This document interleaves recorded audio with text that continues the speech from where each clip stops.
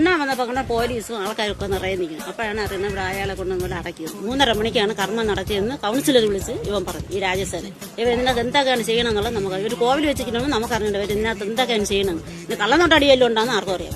ആർക്കും ചുരിദാറിട്ടൊന്നും വരാൻ പാടില്ല. കൊച്ചു പിള്ളേർക്ക് സാരി ഉടുക്കണം, അല്ലെങ്കിൽ പട്ട് പാടണം, ആണുങ്ങൾ ഉടുപ്പിട്ടോണ്ട് കയറാൻ പാടില്ല. ഈ കോവിലൊക്കെ ഇഷ്ടം പോലെ പൈസ കൊടുത്തു ഞങ്ങൾ. പൈസയും സിമന്റും പൂജയും എല്ലാം ഇഷ്ടം പോലെ.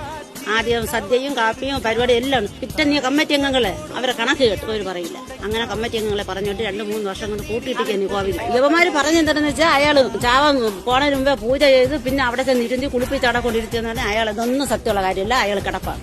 അയാൾ വെളിയിൽ സൂര്യോദയം കാണാൻ അയാളെ കൊണ്ട് പറ്റുന്നില്ല. അങ്ങനെ കിടന്ന ആളാണ് യുവമാര് പറയുന്നത്. ഒരു ചാവാൻ പോണ ഒരാളെ ഷുഗറിന്റെ ബിപിന്റെ ഗുളിക കഴിച്ചിട്ടാണ് ചാവണത്. ചാവാതിരിക്കല നമ്മൾ ഗുളിക കഴിക്കുന്നത്. അപ്പൊ ഇയാൾ അവിടെ ചെന്ന് കുളിക്കാതിരിക്കാൻ വേണ്ടി ഗുളിക കഴിച്ചോണ്ടാ പോകാം. നിങ്ങളൊന്ന് ആലോചിച്ച് നോക്കി.